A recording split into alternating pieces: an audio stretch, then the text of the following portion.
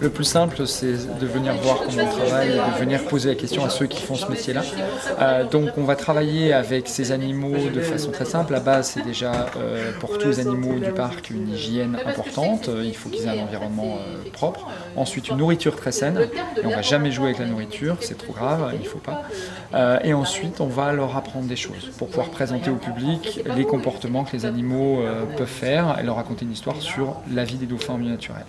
Et pour leur apprendre, on fait ça sous forme de jeu. C'est-à-dire qu'on va challenger les animaux, on va leur proposer des petits défis à résoudre et on leur apprend. Apprendre, c'est amusant. Et on va garder ce plaisir. Et on va associer en fait l'apprentissage avec du plaisir. Donc ça peut être de la nourriture, ça peut être des caresses pour certains qui aiment bien, il y en a qui n'aiment pas. Hein.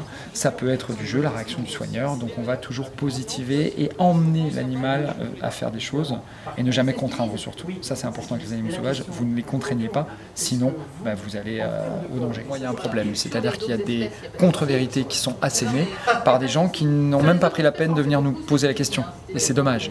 Et des contre-vérités qui vont porter sur notre façon de s'occuper des animaux. Donc c'est le cœur de notre métier, donc ils vont nous toucher bien sûr. Après, on est rassuré parce que la vaste majorité, les 99,9% des gens qui viennent nous voir et à qui on montre tout ce qu'on fait, nous disent « Ah, vous faites un boulot épatant ». Les dauphins qu'on retrouve dans les delphinariums, c'est un trafic.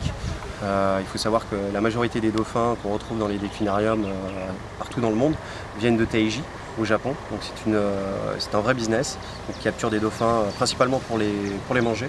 Et les plus beaux spécimens sont conservés, sont revendus à travers le monde dans les delphinariums.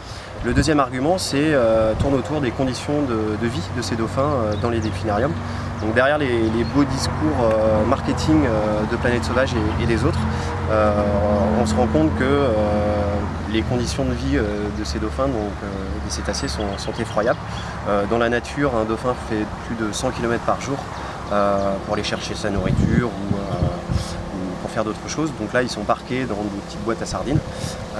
Dans la nature, les dauphins n'ont pas besoin d'antidépresseurs ou d'anxiolytiques pour éviter de se battre entre eux, ce qui est le cas aujourd'hui à Planète Sauvage et dans d'autres delphinariums.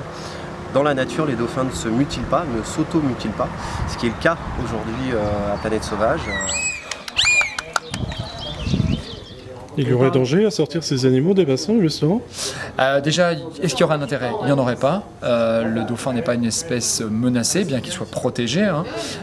Ensuite, ce serait une dépense d'énergie pour un résultat même pas assuré, alors qu'il y a des réels problèmes en mer auxquels il faut répondre.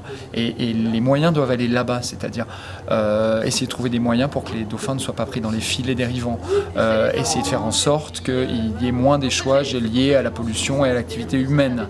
Maintenant, remettre un cétacé qui est né en bassin, en milieu naturel, je ne vois pas l'intérêt et ça risque de traumatiser l'animal. En plus, il y a un exemple très marquant, c'est l'histoire de Keiko, qui est une orque, c'est le plus grand des dauphins. C'était Sauver Willy et il y a eu un gros programme avec des dizaines de millions de dollars qui ont été dépensés pour un résultat, un animal qui a fini par mourir de faim. Donc où est la maltraitance, quoi. On entend parler de... Il y a des questions en milieu naturel qu'on ne pourra jamais poser. C'est-à-dire qu'on peut observer, et encore chez des espèces comme les dauphins, c'est un milieu qui est assez fermé, donc on ne voit pas tous les comportements. Mais il y a des questions auxquelles on ne pourra jamais répondre par la simple observation, qui sont par exemple leur capacité à détecter des signaux, à détecter des... par exemple le magnétisme, etc. Ça c'est quelque chose auquel on n'aura pas la réponse en milieu naturel par la simple observation. Et donc effectivement d'avoir des animaux dans des conditions de captivité nous permet de tester de façon plus précise ces questions.